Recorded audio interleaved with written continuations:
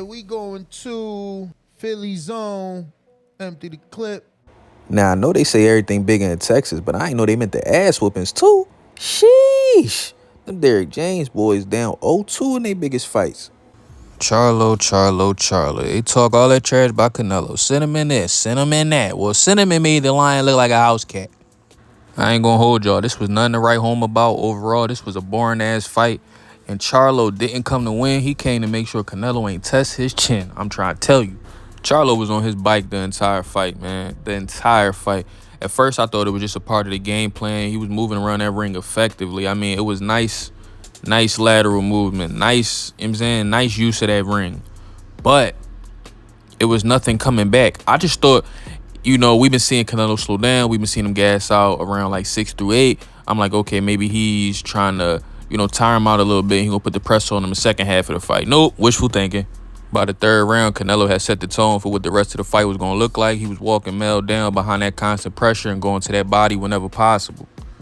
And we know Canelo, he know the secret to boxing, and that's that some guys don't want to fight, and you can dissuade guys from wanting to fight by breaking them down. Canelo, see, if he can't hit you in your face, if he can't go to the body, he cool with hitting that arm that you're using to guard that body. He cool with hitting that shoulder and breaking you up. That's what he do.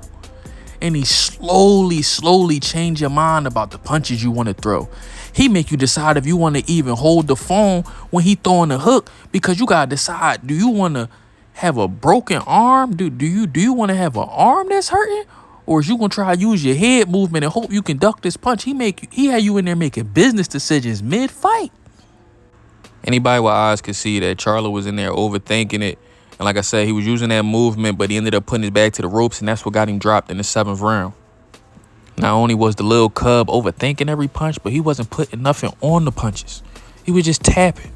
It got to the point, it started looking like the Boots Karen fight a little bit. One guy moving around all night while the other has to repeatedly track him down. It was crazy.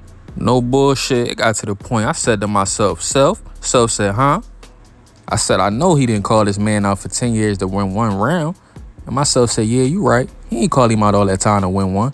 He called him out all that time to win none. Because I don't give a fuck what Showtime scorecard said. Man, Charlo best bet is to take his ass back on down to 154 and go see about the winner of that Tim Tszyu Mendoza fight and look forward to becoming 2-time undisputed himself. That's how you combat a situation like this. Because we already know. We only remember what happened last. Watch how people gonna be talking about Canelo after this. They gonna be like, oh, he's the greatest again. His last 3 fights, they were saying he looked like trash. It's all about what have you done for me lately in this sport. The look of defeat on Charlo's face headed into the 11th round was worse than when Cool Boy realized he was up against some shit against anyway. Now remember, y'all, I'm from Philly, so I wouldn't even have brought that up if it wasn't that serious. Can't have my man Steph catching strays for no reason. It was really that. Mel made a business decision. He went out there on the grandest stage and just simply didn't do enough. However, he was paid handsomely for this fight, didn't take much damage, get the return to his division as the king, and he still get to take care of his family, which he emphasized several times over the lead up to this fight is the most important thing in his life, as it should be. So in that sense, it was a win for Mel, but in that sense only. Bro, the post-fight questions was the funniest, though. After the fight, Charlo was all over the place. They asked him, was he returning to 154? He said, yeah, and then immediately said, yeah, I weighed 172 this morning. Bro, what the fuck that got to do with you returning to 154? Then they asked Cuz if he was going to fight the winner of Tim Tszyu and Mendoza. He said, yeah. Then immediately said, nah, F that. I'm going to fight Crawford. Shocked the whole crowd. Got a little cheer from that. But you should have saw the look on his team face. Derrick James and the boy standing next to Derrick James looked stressed out. Then he called himself, realized he was talking too crazy. He put the focus back on Spence.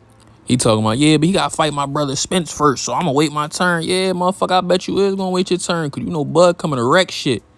Bud said he don't even want Rebel him no more, though. He said he off the list. He said he let Canelo spank him like his daddy with no resistance. He violated Cuz. But I don't disagree. I know one thing, though. If Ryan Garcia don't win his next fight, people gonna start looking at Derrick James real sideways.